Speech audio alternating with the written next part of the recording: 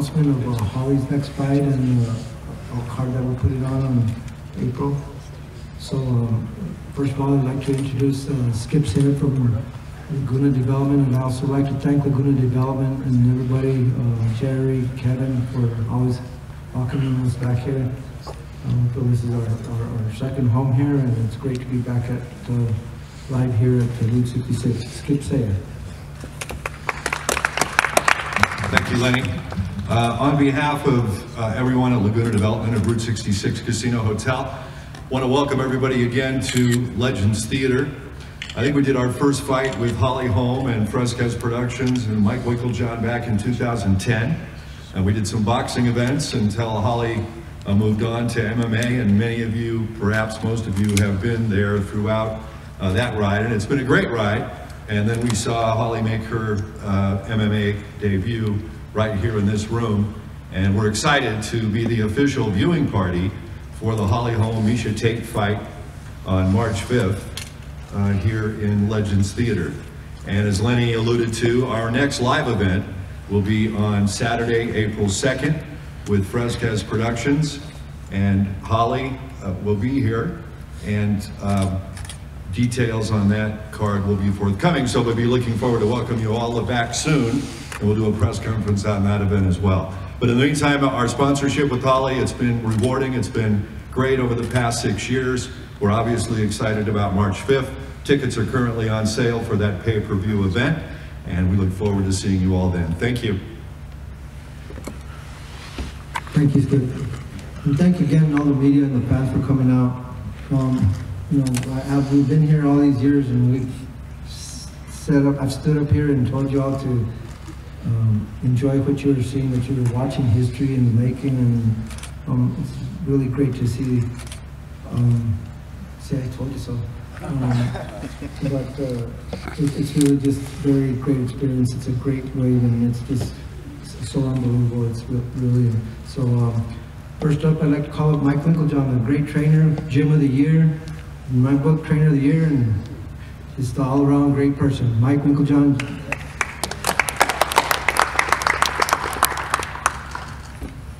Hi guys. Hey, you know what? Everybody supported Holly Holm. There's a lot of fight parties on Holly Holm night, which is fighting Miesha Tate. But of course, 66 has always supported Holly. This is the place to be. It's an official party for Holly Holm. We love Route 66, what they've done for us, and we want everybody to come out here and support that. There's no doubt about it. Expect a great fight with Holly and Miesha. Probably short, as Holly destroys her pretty quick. Holly's coming to a new level of confidence and ability to hurt people in the cage. With that being said, it's gonna be a great fight. We got an upcoming event, April is the 2nd, Lenny. And these two gentlemen over here are on the card. These two guys are great fighters, up-and-comers here in the Albuquerque area. Andres Quintana and Conrad Padilla. These two guys, they fight, there's no doubt about it. These guys come to fight. You know, I want you guys to come check it out. They're the new stars coming out of Albuquerque, New Mexico. So that's real important. Also want to introduce Mark Taftover. This gentleman over here, Mark waves a little bit. Mark's joined our team. He's at the highest level. He's been at the highest level at HBO Sports in the past. If you read a little bit of his bio, I was totally impressed with what this man's done with the pay-per-view model and being behind the scenes with so many of the big, gigantic boxing matches over the years. And we're going to try to pick his mind a little bit and see what we can do for our team at our gym, at Jacksonville Gym, and of course, no doubt, with Holly Holm. So you guys look into what this man's going to do, taking our team to a whole new level. It'll be fantastic. Mark, come on up and talk.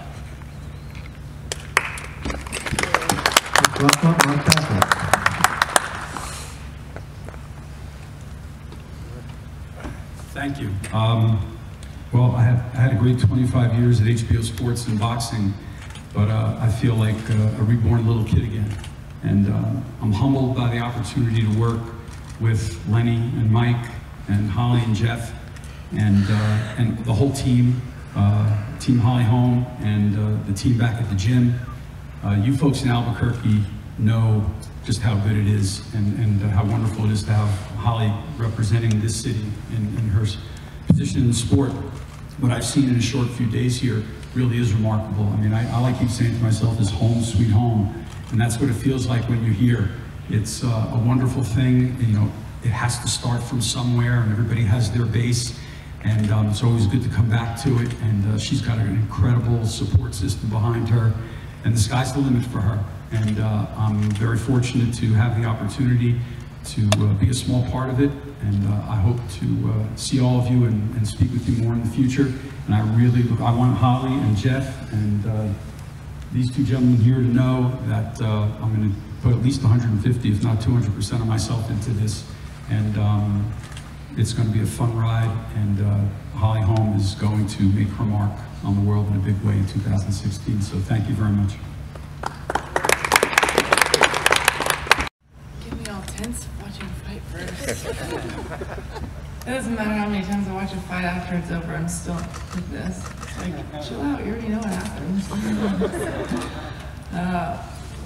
I'm always looking for holes in my game, things that I didn't do perfect, and that's what we're doing right now.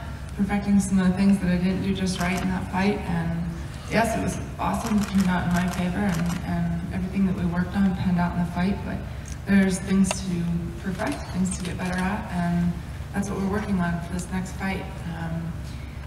This fight with Ronda's going to be completely different. You know, she's a lot more of a scrappy type fighter, and she's less predictable than Ronda. I think Ronda, she's more of a finisher, but maybe a little more predictable with her game plan. Miesha's she's really unpredictable, so we're working on a lot of different angles of the game. You know, she's got a whole different background with wrestling. Ronda's background's all judo, so we've been really, Conrad's been wrestling with me the whole time, giving me a hard time, and it's good for me because it pushes me. And you know what? The hard work paid off in the last fight. Thank you to Conrad, one of my main training partners here, and I couldn't have done it without him, as well as my entire team, and the countless hours of help. So we're at it again. You know, all that time that was put in for the last fight obviously was worth it. So I'm just trying to stay back at the grind and keep mentally focused every day, putting all the time in. And how awesome that it's been right here, you know, Andres and Conrad to have their fights coming up.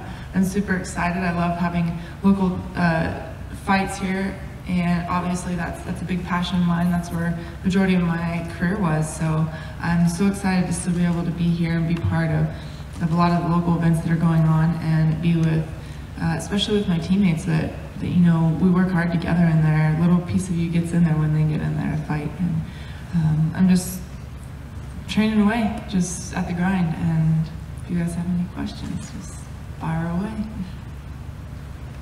Holly, how much different is the training for this than it is for Ronda? You touched on it, but is it a lot different than it was the first time? I feel like it's a lot different. Every fight, you take what you've learned from that training camp and you keep it with you.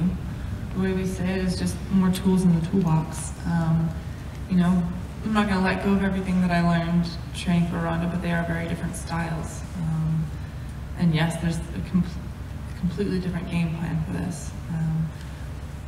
Miesha's not against trips and things like that, so there's a lot of things that she might go for that are similar to Ronda, but very few. I think a lot of them are, I think Miesha has her own style, and it's very different. So we've been working on a lot of different things for this fight.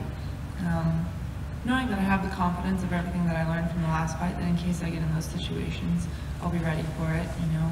I don't want to just keep that for the one, you know, training camp and let go of it. I try to retain it, and you know, just sometimes I think that, like in school with a test, when you crunch an exam for an exam, and you take a test, and then a week later you're like, I don't even know if I can pass that right now. You know, I crunch it to like put in that short-term memory for a little bit. I don't want to do that with fighting. I want it to be there forever. I want it to be something that I can always go back to. But yes, we're working on additional things for Miesha Tate. Holly, can you elaborate a little bit about just watching the fight, and you know, what kind of emotions go through seeing it? Do you critique yourself as you're, you know, watching it just now? Right now I'm probably critiquing myself even more than I have before, because I'm thinking of all my imperfections that I cannot do in my fight to come. And so yeah, it gets me worked up. these last couple weeks are always the intense training weeks. So it's intense to watch a fight like that. Put you in there, you know, even just the noise of the crowd and the commentary and everything just kind of makes it real. Holly, in Ronda's first TV interview, she said she considered suicide after the fight. As devastating as the first-hand Sophie fight was, I know you never sank to those depths. How important was your support with your family, your team, Jeff, your parents? Yeah. You know, there's a couple things, well, there's a lot of things around that. When I heard that she said that, you know, it's for me, it's one of those things like, how do I respond to that? I don't want to say I'm sorry, because I think on a competitive level, for me, if somebody was to say they're sorry after they put me in, it's like, no, I'm competitive, like, I'm not a charity case, or I'm not, you know, it's like, so I feel like that's something that the best thing is for me not to say anything at all. I don't want to say I'm glad that she felt that way, and I don't want to say, oh, I'm so sorry. You know, it's something I think that you have to dig through on your own, and in the long run, she'll be stronger mentally from it. I know that when I did go through my, you know, I needed the help, the support around me, but it also was a very sensitive subject. You know, a lot of the things that people said, depending on who it was and who's, you know, maybe experienced that, or, oh, I know what you're going through. Well, you don't really know what I'm going through, because it's a different situation. Every situation is different, and so I feel like, you know, I hurt for her that she feels that way, because that is a very low place, and I did have a lot of help around me to where I did not feel that way. People would say, oh, it's not the end of the world, don't be down. It's like, well, that's exactly what it feels like, the end of the world. When you put your heart and soul into something and it gets shut down devastatingly, it's terrible. It's a horrible feeling. I have to say, I think that night what made a big difference for me, it just started with right in the locker room. My coach, Mike Winklejohn, said, you know what? If you're gonna go out to this press conference, they're gonna ask you for a rematch. And I said, yeah, and he goes, you ain't gonna say? I said, what? He goes, well, when Ali did it, he came back, he's a legend.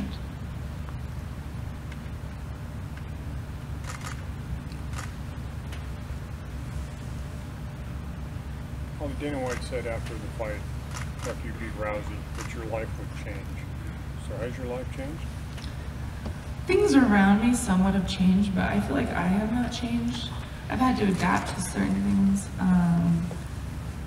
don't know, I feel like, I think that's probably one of the biggest questions people ask me since the fight, so how's your life changed? It's like, well, I guess I'm trying so hard to keep it normal that I haven't really noticed that much.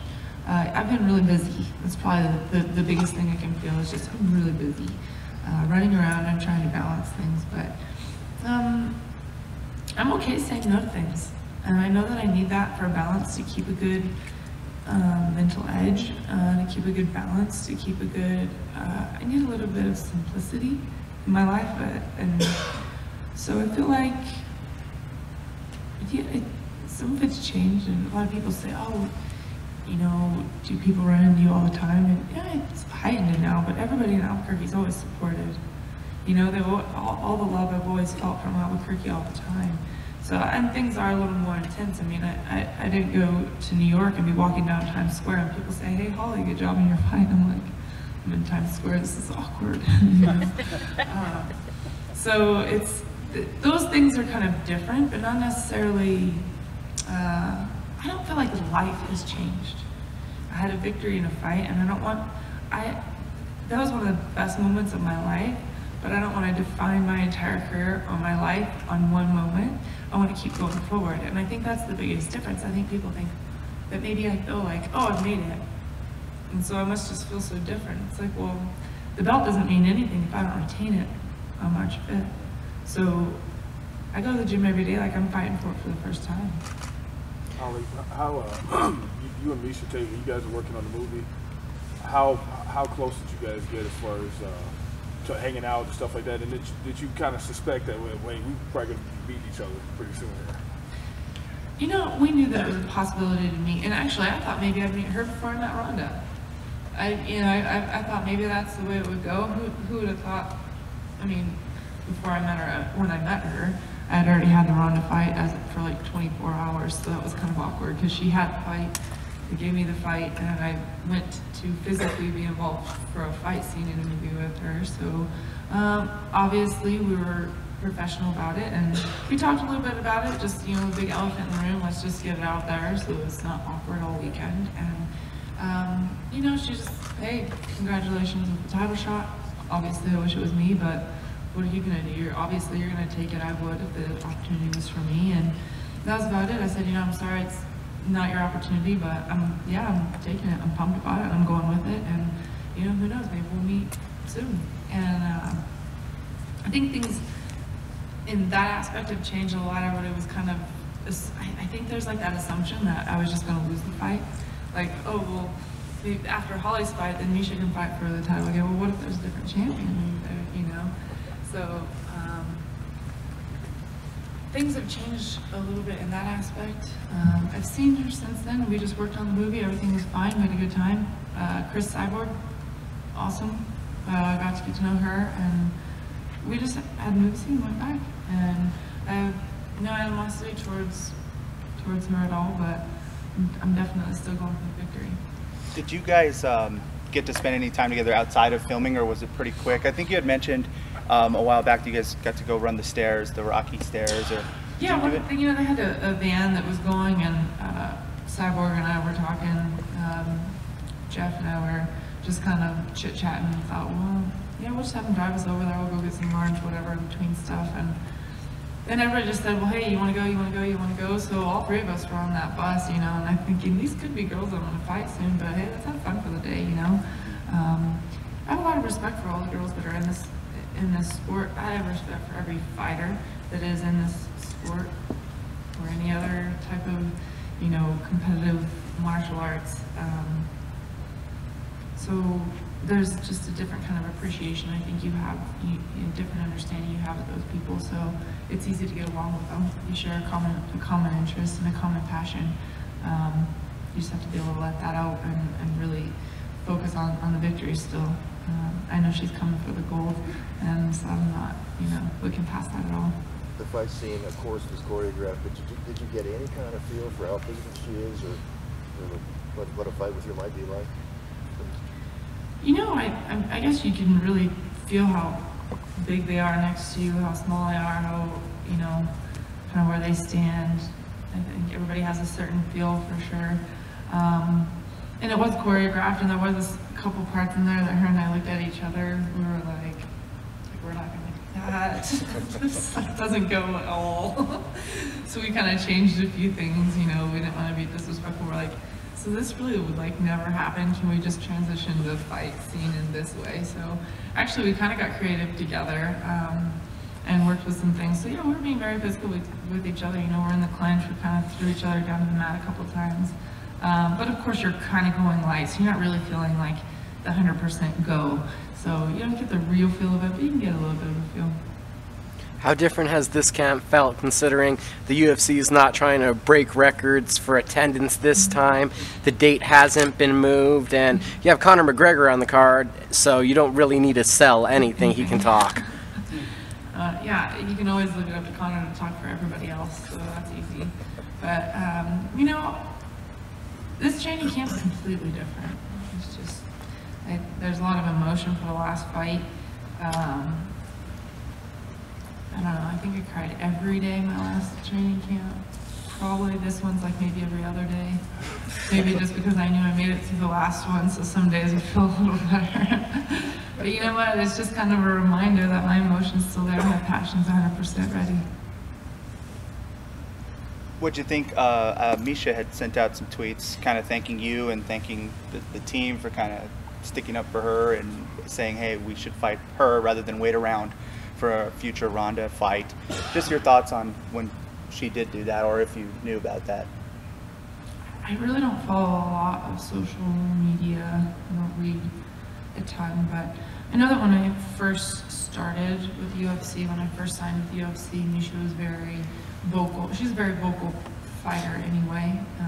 Every fighter has their own personality, their own, you know, they're their own person. But you know, she kind of would say things like, yeah, who is this Holly girl? You know, she's coming in and everybody's talking hype and, you know, what has she been doing? Yeah, I'll be her first fight. So then going from that and then, you know, getting a title shot from her, basically, I think it was a very frustrating spot. So she was pretty vocal about that too. Nothing negative to me, just maybe more to, I don't know, maybe the organization for kind of promising or something that wasn't there. But I think that maybe us just saying, hey, let's put this fight together for her, just maybe was refreshing to her and say, hey, thank you for putting that out there and putting some faith in this fight and not just waiting for, you know, whatever, you know, next opportunity is going to fall in place, but try and get something going. So I think that she just kind of had an appreciation for that. She's always been vocal, so I guess it doesn't surprise me that she's saying one thing.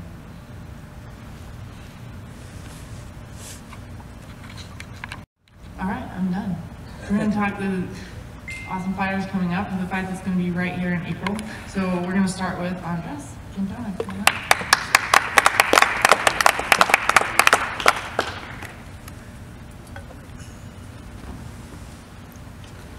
Okay, first up, I'd like to bring up Andres. We have a full card announcement next week, but I'd like you all to see Conrad and Andres. First up, Andreas, please. Andreas, come on up. Hi, how you guys doing? I'm Andres Santana. I want to thank Mr. Fresquez for giving me this opportunity in Group 66 and you know, my team at the Trail and MMA and their great support system. And I'm super excited for this event. You guys come out, support. I promise I'm gonna bring a fight, whoever they put in front of me. If you guys have any questions, let me know. After your stint on The Ultimate Fighter, do you think that's helped your stardom, your social media, and everything pick up?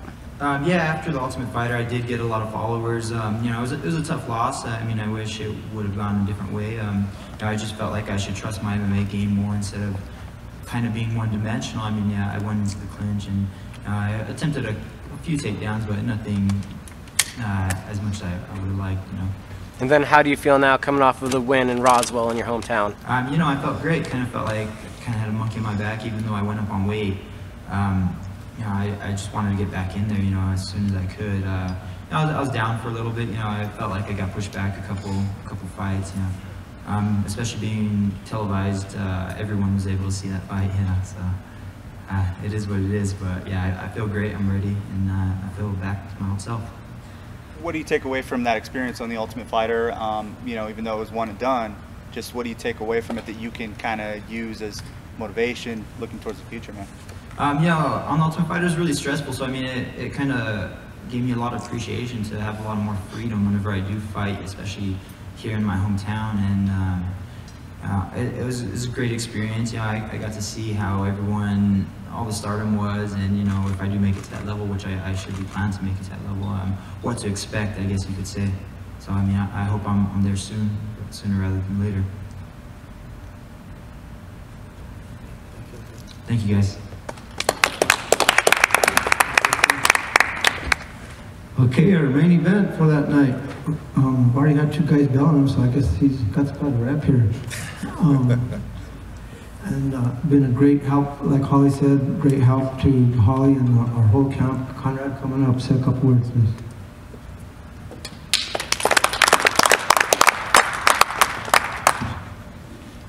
Thank you, Mr. Fresquez, for this great opportunity. Thank you, 66. This is huge for me. This will be my fourth main event in a row. Thanks, Coach Wink, helping them line this up. You know, I always come to fight, win, lose, or draw. I always put on a great show, and people love to see a scrap, so that's what I do. So I'll take your questions if you guys have any. How's it feel, the frustration having been so long? We only get to see you fight about once every year, it feels like. Even though they're main event fights, they're few and far between. Oh yeah, that weighs mentally the most. That's the hardest part, is being inactive once a year. But I get to stay as active as I can in the gym. Every day is, you know, people ask me, are you going to be in the UFC? And I tell them, I'm in the UFC every day. You know, you guys don't see the work that we put in over at Jackson's Wink, and you know, I put a lot of pressure on myself to be there for Holly. I got sick a couple weeks ago, and I texted her. I said, like, I feel really, really bad. I'm not gonna be able to make it to practice. You know, so I want to be dependable, and you know, being a veteran, contact's the biggest thing. So I always message her if I'm not gonna make it to practice, and that weighs heavy on my heart. And she wasn't lying when she says that we do cry a lot, and I'm part of that. So we had a little cry spell today, but you know, we're good. So you know, that's my girl, and I push her the hardest because I want to see that belt stay here in New Mexico, and just for everybody, you know, Diego, Cub, it doesn't matter. I step in, and I always try to raise my game up to push them. And like I said, you know, I don't need to be in the UFC. I'm there every day. Sounds like you take a lot of pride in being a contributor to this. Just what's it like training with her when you're basically training with one of the biggest stars in the game right now? Just your thoughts on all of that. It's super huge. It never really clicked that. I mean, I've been training with Holly for 10 years already, and I helped her get ready for a lot of boxing title matches. But to me, you know, I was like, oh, well, I'm MMA, she's boxing, so you know, it never really hit home for me until she got ready for her UFC debut, and we got in there. And then when she got the call for Ronda, I was like, man, I got to be money every practice, and I just have to push her the hardest. So. Yeah, I mean, you know, I put a lot of weight on myself to be there for her, and you know, my biggest thing is to be reliable, you know, be dependable. So that's where I'm at with that. And she bought me a gift the last camp, and I told her I can't accept that. You know, just seeing your hand raised, you know, and told her I cried in the car on the way home. I was so proud of her, you know. So you know, there's a lot of emotions in there. She wasn't lying, so and I take it very seriously because I want to see her do great. I don't want to see her do good, I want to see her do great. We said it's been a while since we saw you fight. Last time it was in the ring. Tell us about your first boxing experience. How was that, and how happy are you to get back to MMA? That was hilarious because they asked me, they said, well, what's your boxing history? I said, well, I spar with Holly all the time. And they said, that, you know, is that your boxing experience? I said, yeah. I don't have any amateur boxing. I got amateur kickboxing, and I have no boxing experience whatsoever other than training with Holly and pushing her for you know, sparring with her for her fights. And I think I went out there, I lost a tough decision. It was a split. You know, Tom Martinez was a great guy, and you know, it didn't hit me that he had 8 professional fights going into the ring until I was actually walking out to the ring. But because I highly doubt that any of those guys would step in the cage with me, you know, for their first MMA fight. So. But you know what? Hey, we went out there, we put on a great show, people loved it. Apparently they want me back out there. Of course, I'm still waiting for a phone call, so, you know, boxing, kickboxing, thumb wrestling, it doesn't matter. I just want to compete. So that's it. Thank you guys for having me.